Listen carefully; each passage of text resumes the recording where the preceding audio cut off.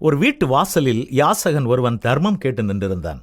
அம்மா, தாயே, ஏதாவது தர்மம் பண்ணுங்கம்மா. அந்த வீட்டு பெண்மணி வெளியே வந்து பார்த்தாள்.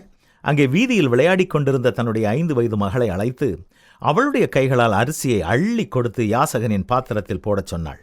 அதை பெற்றுக்கொண்ட யாசகனும் பக்கத்து வீட்டிற்கு சென்று பிச்சை கேட்கச் சென்றான். அந்த பெண்மணியும் விளையாடிக் கொண்டிருந்த தன்னுடைய மகளை கூப்பிட்டு அவளுடைய கையால் அரிசியை அள்ளி யாசகனுக்கு பிச்சை அளிக்கச் சொன்னாள். காலங்கள் உருண்டோடின.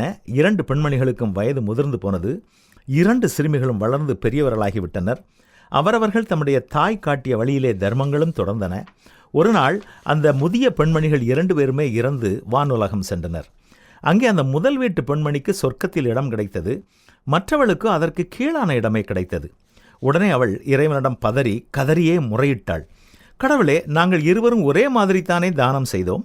எனக்கு மட்டும் இங்கே ஏன் இந்த பாரபட்சம், ஏற்ற இரக்கம் என்று வாதிட்டாள். அதற்கு இறைவனோ, முதலாம் அவளோ தனக்கு பிறகும் தன்னுடைய குழந்தையும் இந்த தானத்தை தொடர்ந்து செய்ய வேண்டும் என்ற எண்ணத்தில் குழந்தையின் கையில் அரிசியை கொடுத்து தானம் செய்யச் சொன்னாள். ஆனால் நீயோ உன் கைகளால் எடுத்தால் அரிசி நிறையவே செலவாகும் என்ற எண்ணத்திலே உன் குழந்தையின் கையால் எடுத்தே தானமிடச் செய்தாய். இருவருடைய செயலும் ஒன்றே, எனினும் எண்ணங்கள் வெவ்வேறு என்றார். எனவே எந்த செயலை செய்தாலும் மேலான எண்ணங்களோடு செய்யும் செயல்களே நம்முடைய வாழ்க்கைக்கும் தொழிலுக்கும் ஆத்ம திருப்தி அளிக்கும், மன நிறைவான உணர்வை கொடுத்து வழிகாட்டும். சுய லாபத்திற்காக செய்யும் செயல்களை விட பொது நலத்திற்காக செய்யும் செயல்களே வலிமை வாய்ந்தவை, மேலானவை. அதுவே இறைவனின் நியாய தராசில் எப்பொழுதும் உயர்ந்தே நிற்கும்.